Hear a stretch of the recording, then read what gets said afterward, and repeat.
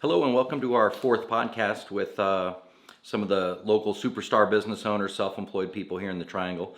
Today we're honored to have Camara Jackson, or as I like to say, Camara Jackson, with Style by Camara. And just a little bit of background, I, I was first introduced to her via social media, looking at the great designs and wonderful taste, which I have absolutely very little taste. I know what I like when I see it, but actually visualizing it and bring it into fruition is why you hire an expert like this. But just a little bit about her, and we'll hear a little bit about her as well. But she actually sits on the advisory board for what was it? Living Arts College. Living Arts College.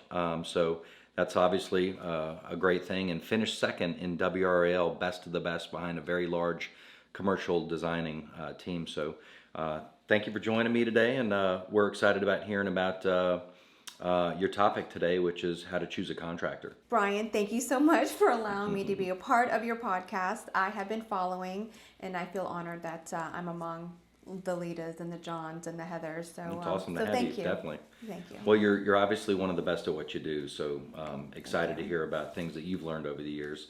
So you've been doing this a long time, right? I have been doing this a long time. Yeah. Yes, don't ask me my age, but I started many years ago. I will tell you that I did not choose design. Honestly, it chose me. Okay. I went to school for something completely different, and I met a lady, the ultimate boss babe. Her name was Erica Davenport, and I wanted to be just like her.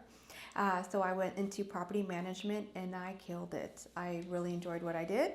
A few years later, my husband and I moved to South Florida, and I started working in a design building. There's only 4 in the country, and it's wholesale. You cannot even enter the building unless you're with your designer or architect, and it's for the rich and famous and politicians. $10,000 sofas, $20,000 chandeliers, and some interior designers saw something in me I didn't see in myself, and I was in customer service, got promoted to sales. Designer started working with me and taught me the ropes, and I had a company called Randolph and Hine develop a furniture company called the Camara Collection because I sold so many of their tables. So That's cool. that it just started from there. I moved to North Carolina in 2006, dabbled my toes in renovation, and I found out I really enjoy renovating homes, kitchen, bathroom renovations, whole home renovations. I really enjoy it. It's completely different than interior design work. They work together, but it's a different animal. You're dealing with contractors and schedulings, and it's and permits, and there's a lot to it, but I really enjoy it. So Didn't you even renovate an RV? I actually did. A Okay. gentleman had called me and said, "Oh, it's only a 450 square foot space." It actually turned out to be a NASCAR bus that we completely tricked out. That's Heated cool. floors, suede ceilings. I mean, we spared absolutely no expense, and it turned out pretty awesome. So. Well, that's cool. That's a unique situation. It was very unique. Yes, yes. It took me about a year to finish. So with what you do, a lot of times it's not just, finding the right piece of art or something along those lines. You're basically reinventing the room. Yes, that is my specialty, is recreating spaces. Okay. And so obviously dealing with contractors. Yes. So we'll jump right into it. Okay. What would you say is tip number 1 for selecting a contractor? Well, whether you're working with a designer or a contractor, stalk their Instagram page. Because at the end of the day, you may like somebody's work, but this is my tip. If you can see yourself in that space over and over again when you're looking at their work, then they're a good fit for you. You can like somebody's work, but at the same time, that's not for me.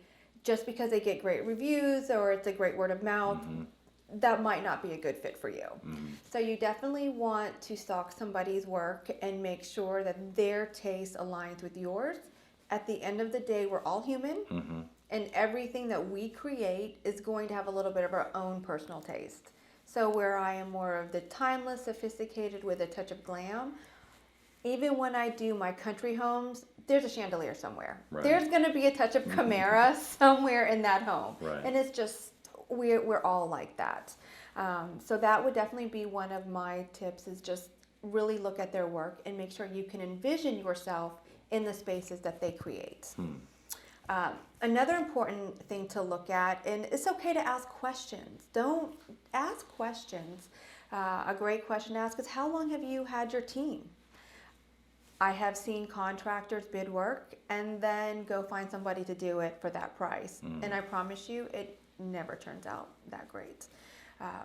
I have had my tile guy for many, many years, painters for several years. I use a few. So ask questions, because if contractors, especially now when business is booming, if they still choose to work with the same GCs or interior designers, then they're on the same page. And that means you're going to get a great product in the end, because they're in harmony and they're in sync together. Which I think would end up, net result to the client is a better product, because everybody's singing the same song. Absolutely, absolutely. So ask questions. Again, word of mouth is great, as well as reviews.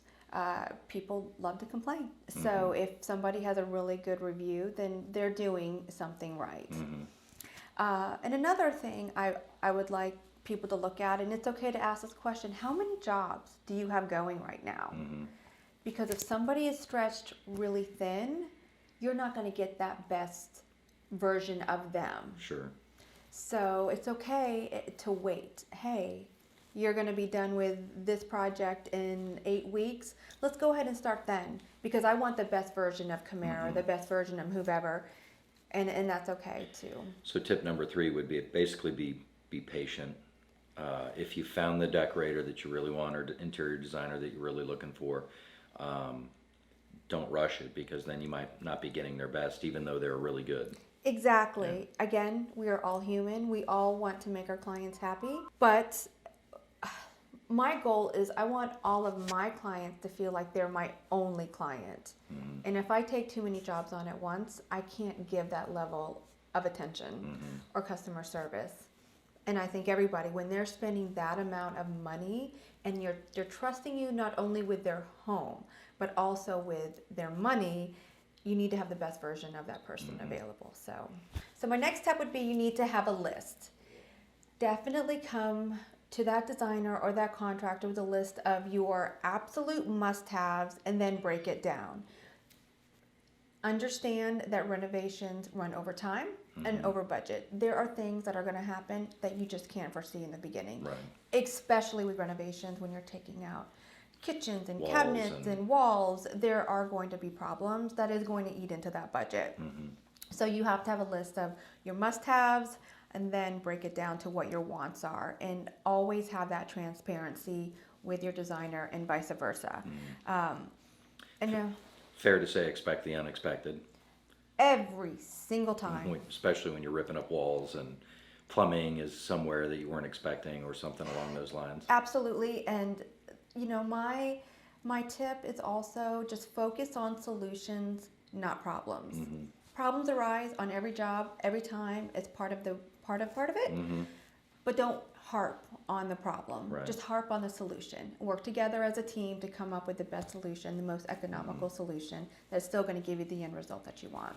And so ultimately what you're saying is, as a consumer, just expect some problems. Absolutely. And, don't dwell on it. It is what it is. It is what it is. To work through it. Absolutely. Yeah. And also, you want to trust your instinct. Somebody may come highly respected, and a lot of people, but at the same time, if your instinct is that I just don't know, because you are going to work very closely with that person. Several phone calls a day, many meetings a week, depending on the size of the project. You have to like that person. So also go with your gut instinct. Who do you really want to work with? Who are you comfortable with writing the checks to, allowing in your home, allowing their crew in your home when you're not home? So you definitely have to go with somebody that you feel comfortable with, that one day you can call a friend. So I think that's very important. Yeah, and a lot of the reviews I've seen of yours, they all love you after the project. I mean, everything I've seen. And I can honestly say I have made some of my better friends are past clients. I could see that. It's amazing. I just started another project. It will be my 3rd project for this family. Just so excited. That's it's awesome. like, oh. Yeah, I mean, that's you couldn't get a finer compliment than a repeat customer for sure. And I give it my all. Yeah. I give it my all, and I think people know that and they feel that. So That's awesome. yes.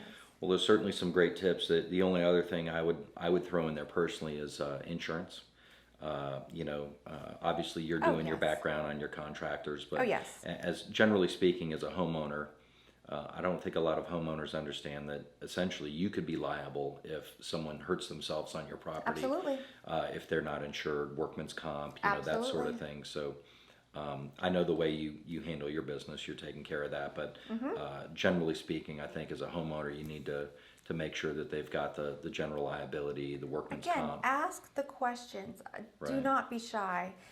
Is your crew licensed? How long have you been working with them?